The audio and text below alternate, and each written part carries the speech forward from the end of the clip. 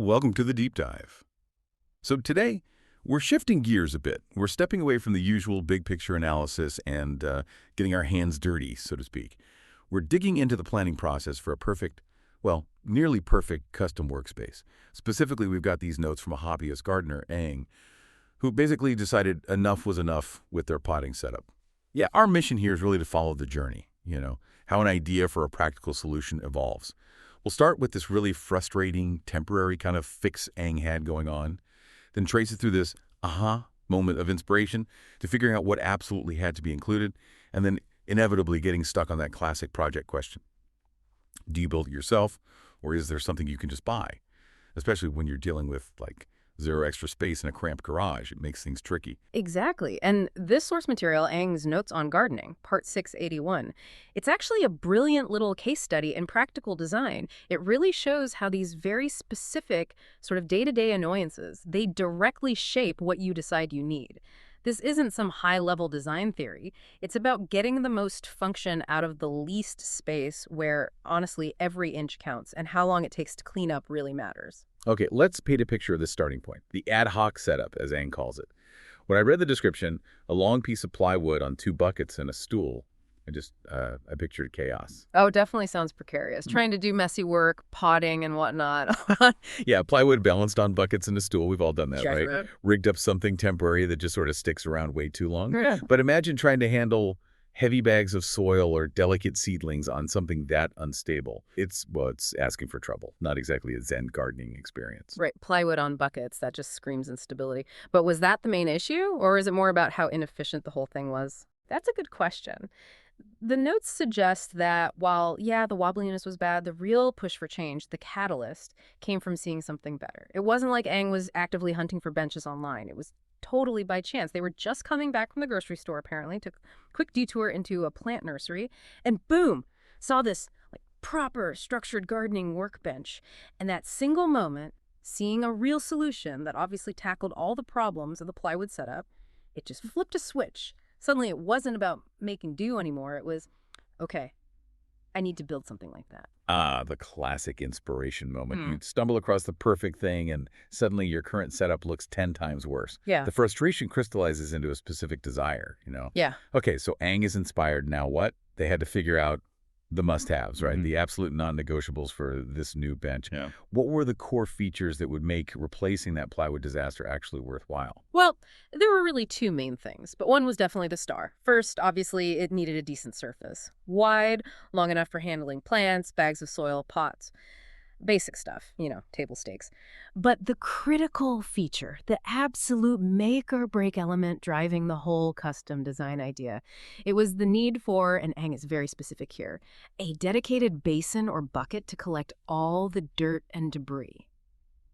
Yeah, basically an integrated dirt catcher. Ang figured out the biggest headache wasn't the unstable surface itself, it was the mess, the soil getting everywhere, the constant sweeping up afterwards.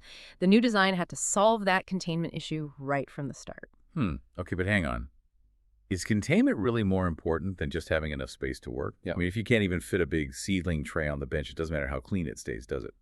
Did Ang seriously prioritize catching dirt over having enough usable surface area? It seems like it, yeah. But think about it, the plywood setup, however wobbly, was apparently long and wide enough. Ang had established a workable size.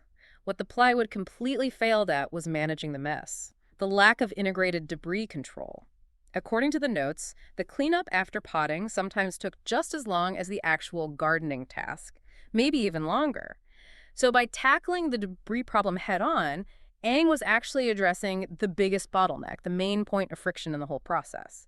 That single operational pane loose soil everywhere became the #1 design driver. Everything else sort of followed from that. That's a really smart way to approach it. Define the project by solving the biggest consequence of the current bad setup, not just the setup itself. Okay, so the vision is getting clearer. But you don't usually jump straight to custom building, right? You check what's out there first. Ang definitely seems to have gone through that stage, looking at off-the-shelf options before, grabbing the power tools. What did they consider and then reject? The most obvious first thought, and it makes sense, was a standard folding table, like the long, rectangular ones you see everywhere. They're relatively cheap, and crucially for a garage, you can fold them up and put them away to make space for the car. That storage aspect was key. Seems practical. Why didn't that work out? What was the catch? Two main reasons, both very practical. First, Aang apparently felt that setting it up and taking it down all the time would be too much of a hassle. They wanted something more permanent, or at least easier to deploy. But the bigger issue, the real deal breaker, was the size. The standard dimensions just didn't work in the garage space. Aang specifically noted that the common 30-inch wide tables, which seemed like the minimum width needed to pot comfortably well, they blocked the path between where the bench would be and the car door when they were actually set up. Ah, okay, that detail is everything, isn't it? That connects right back to the constraints. This is exactly why people end up doing custom builds, especially hobbyists. Standard stuff might seem okay on paper, but it fails when it meets the reality of your specific awkward space.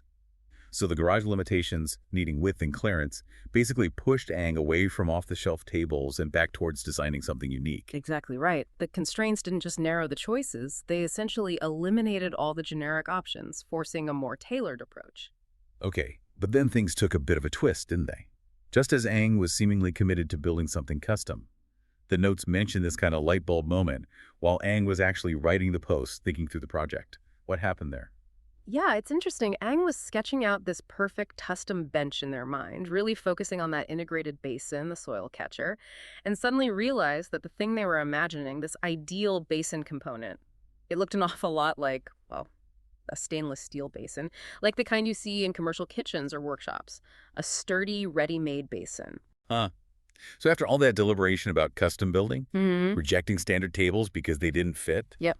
they realized the core functional part they need is actually an existing, mass-produced item. Pretty much. It was a big realization. The main goal was always this dedicated, robust container for soil. And the second Aang defined that function so clearly, they suddenly saw it staring back at them as a standard industrial product. That's kind of the ultimate project planning shortcut, isn't it? Realizing you don't need to invent the wheel or the basin. Exactly. And it immediately brought up a whole new question for Aang, a pivotal one. Should they just buy a ready-made stainless steel basin unit? Maybe one that's portable or even foldable, instead of going through all the trouble of building the whole wooden bench frame around a basin concept. Why build a complex structure when the single most important component already exists, ready to go, and might even solve the portability issue better? Right. So the whole thought process shifted again. It went from folding tables are too wide, a dimension problem, to I absolutely need this integrated basin, a function problem. And defining that function so clearly suddenly made a completely different type of pre-made solution seem viable. Not tables, but basin units. That's the power of really nailing down what you need. And I think the key takeaway here, for you listening, whatever project you're tackling, is that finding the best solution often comes down to isolating that one critical function, like the debris basin here, and then, importantly, constantly rechecking practical alternatives against that specific need. Are you building something complex when a simpler existing component could do the job? So let's wrap this up. What does this journey tell us? Aang started with this super frustrating wobbly plywood thing. Hit real-world space limits that ruled out the first easy options like folding tables.